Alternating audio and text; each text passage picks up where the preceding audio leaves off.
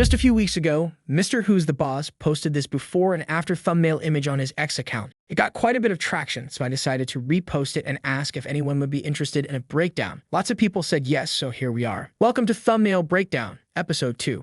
This is the base photo I got to work with. The shot is almost perfect, but clearly the cushions needed to be replaced. And as you can imagine, it's not very easy nor logical to take your brand new high-tech bed outside for a quick thumbnail photo shoot. So to replace the placeholder cushions, I used Photoshop's generative fill. I first suggested going with this composition, where the bed would be located on the right and mower on the left, but we quickly realized the initial composition would look much better, so I continued working on that. The biggest issue was getting the bed perspective right. If there are no good photo assets taken on the spot in real life, chances are I'd never be able to get the somewhat realistic photo manipulation. But thanks to Photoshop's generative fill and 1 hour of trial and error with it, I managed to generate the bed with a perspective that fits our ideal composition. I initially wanted to screen record the whole editing process and show the breakdown with live footage, but since the recording would be 2 or 3 hours long, I decided to stop with that idea and show the process this way instead. Anyhow, as you can see, I got the base of the bed right, but the headboard position wasn't as we intended, so I just didn't use it. In order to make the generated bed make sense, I erased it on the right side and then just generated another headboard behind. This looked promising, so I added the background with the blue sky and forest in distance. From this point, I focused on blending the elements together and making everything look nicer. Starting with the mower, which I cleaned up and reconstructed underneath. With the generative fill, I removed the styrofoam it was placed on. Then, I removed the front 2 wheels so I could add a spinning silver blade in there. Unfortunately, there was a small defect generated in there as well. But with 10 minutes of effort and lots of different editing techniques, I somehow managed to remove it.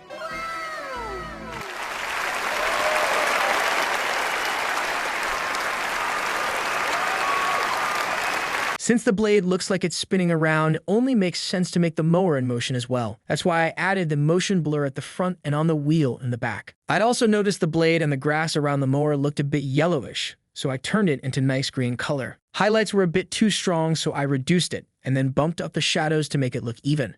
But to make it look pretty and stand out, I changed the color to red. I also changed the color of the lights to blue, with 3 color layers.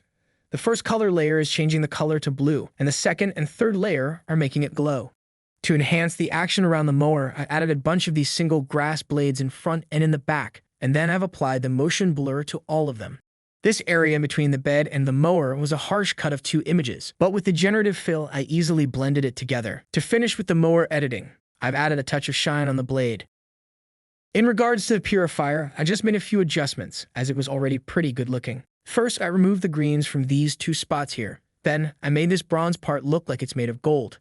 After that, I just made everything brighter and lifted up the shadows on the left. Then, I colored the bed sheets to dark gray because it looks more premium than white color. And on the boss, I applied the following effects. First, I lifted up the shadows and added more saturation to the whole body. Because the shirt is also dark gray here and it doesn't stand out enough from the dark bed, I changed it to blue. Then, I applied the smooth effect on both the shirt and his face. I also applied a touch of dodging and burning to his skin. Then, I whitened his teeth and moved on to edit the notebook. I removed all the unnecessary parts and drawings and then made it black and white and a whole lot brighter so it stands out better. Finally, I added his smiley face in black, which I blended with the white paper so it looks more realistic. In the final edits of the thumbnail, I made everything in the foreground look brighter.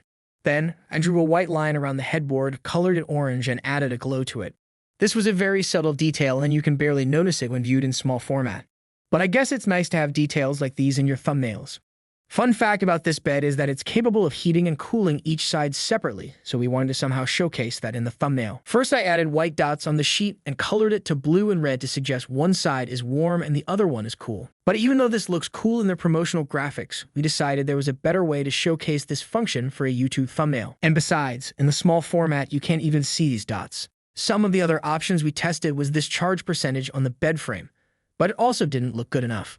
Inspired by this other promotional graphic, we recreated this floating temperature dial, but the feedback was it looked weird floating over in the image where everything else looks real and planted in the ground, so we scrapped this idea too. Ultimately, we agreed this solution was the best. For the final 3 adjustments, I just made the sky look more blue and I turned the brightness down on this flying grass because it looked a bit too bright. And then I applied one final camera raw filter adjustment to finish with this thumbnail.